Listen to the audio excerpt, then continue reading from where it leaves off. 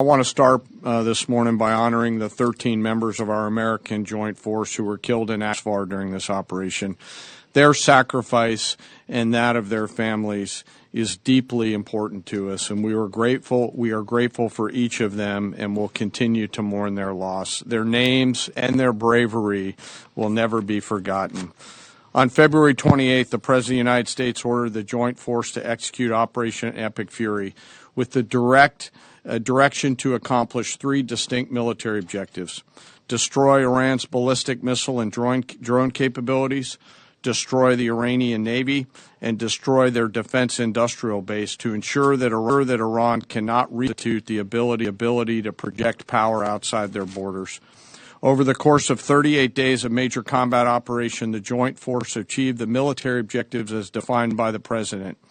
We welcome the ongoing ceasefire, and as the Secretary said, we hope that Iran chooses a lasting peace.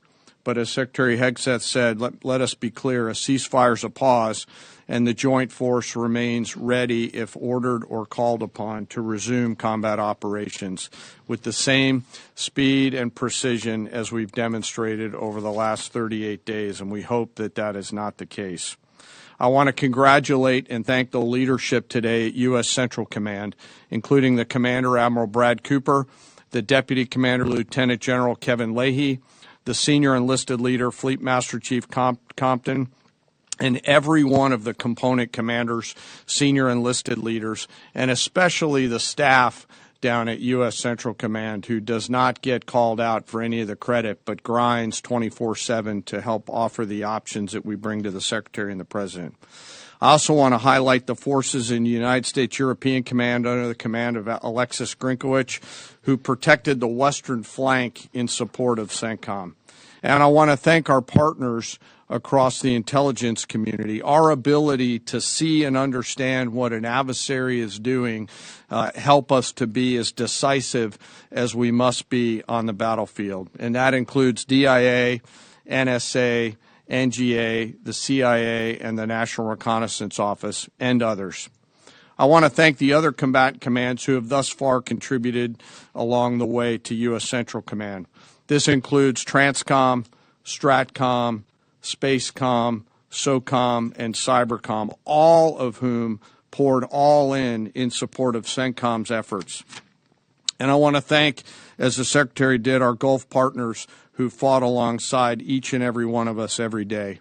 From the Kingdom of Saudi Arabia, the UAE, Bahrain, Qatar, Kuwait, and Jordan, all who joined us together to defend and protect our people and our assets, and who, if required, stand ready to do so again.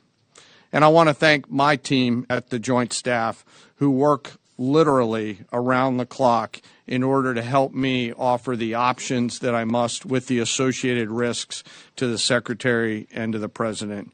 They are the hardest working people that I know, and I am deeply grateful for their service. Most importantly today, I want to thank America's members of the Joint Force who've poured everything that they can into Operation Epic Fury, and their families who've worked 24 hours a day for 38 days. The Secretary and I could not be more proud of each and every one of you. And we deeply appreciate the support of the American people, who we know always have us in our thoughts and prayers. And we can feel this literally every single day. As the Secretary said, the United States has devastated the regime's ability to harm Americans and our interests for years to come. Since the beginning of major combat operations, the United States Joint Force has struck more than 13,000 targets, including in that 13,000 more than 4,000 dynamic targets that popped up on the battlefield and were immediately addressed, thanks to the exceptional command and control system and intelligence, acumen, and agility of our Joint Force. CENTCOM forces destroyed approximately 80% of Iran's air defense systems, striking more than 1,500 air defense targets, more than 450 ballistic missile storage facilities, 800 one-way attack drones storage facilities. All of these systems are gone. We've devastated Iran's command and control and logistical networks, destroying more than 2,000 command and control nodes and degrading their ability to target U.S. and friendly forces.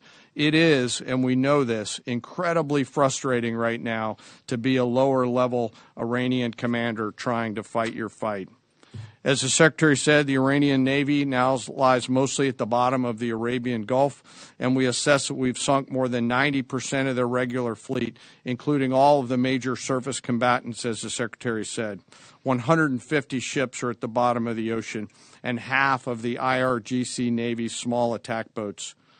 Joint fires projected from the land, sea, and air executed more than 700 strikes against naval mine targets, and we had assessed that we destroyed more than 95% of their naval mines.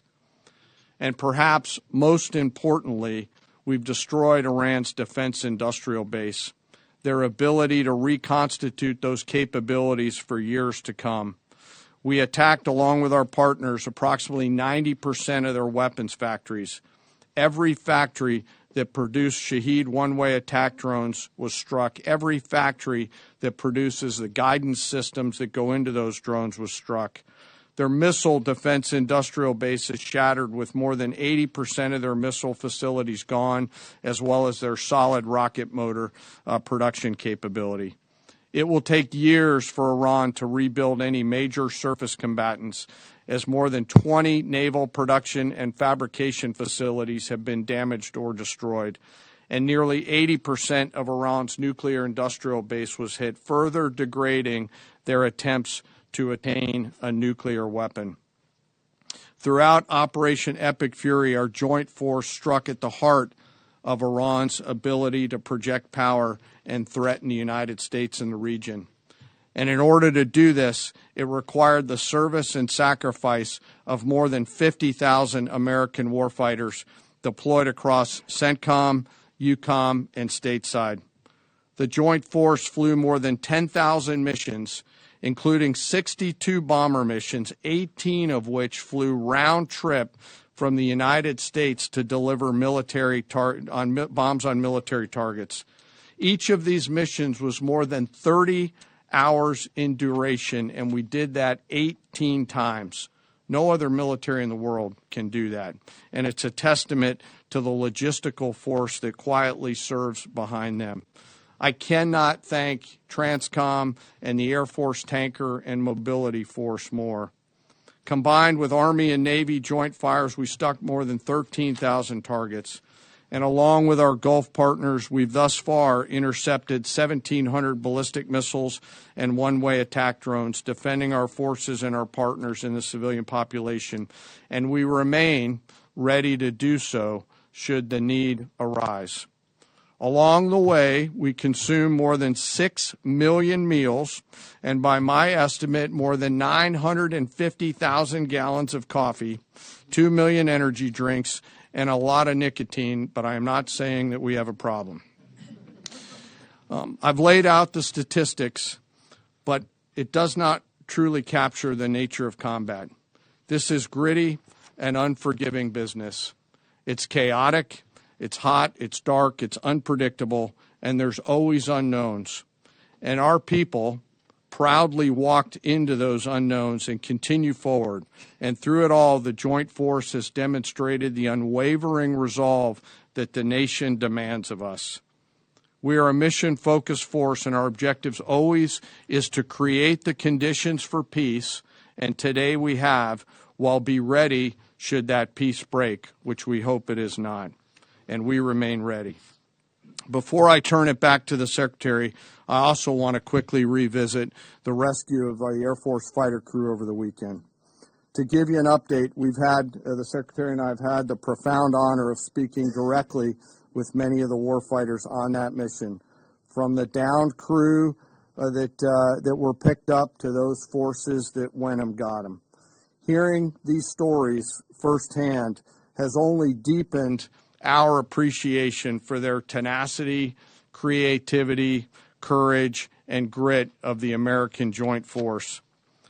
This is a story that gets to the very heart and soul of who we are as a joint force, who we are as Americans. Selfless sacrifice in service of others. From the backseater, Dude 44 Bravo, whose pure and unadulterated joy at seeing those helicopters come into the valley to get his front seater in daylight, because he knew the front seater did not have a jacket, and was so filled with heart-leaping joy at his front seater getting picked up, to the nighttime folks that went in and then got him, to the tanker forces that did the things that they had to do to give their own gas away, to the support packages, to those that went into the desert landing site not once, not twice, but 3 times as we fought through multiple contingencies. This was and is a joint force that has the guts to try, that does not quit, and who each and every day does the things that we must to dare to win. No lives were lost. We succeeded because the joint force is always at the ready. They trust each other, they trust their leaders, and they trust their training. And they remember first, foremost, and always that we do these things so that others may live, and we will never leave anyone behind. The success of Operation Fury thus far, and we hope it remains, culminates with this incredible rescue over the weekend, a direct example of the professionalism and courage of the United States military and our joint force. It's the service members on the front lines, our partners in the region, our teammates in the intelligence community, our civilian leaders in the OSW side of the house, the American workers who build the tools and weapons that we use, and the American people who back us up that help us to go do these things. I stand here humbled today, but frankly not surprised by what the Joint Force has been able to do. Their performance is fueled by a deep commitment to each other, their mission, and to our country.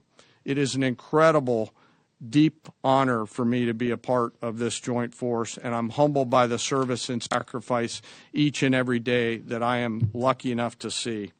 And finally, as I always do, I ask that we never forget our fallen and their families, especially those 13 fallen from Operation Epic Fury. May we always be worthy of their sacrifice and honor their legacy. And with that, sir, I'll turn it back over to you. Thank you, Mr. Chairman.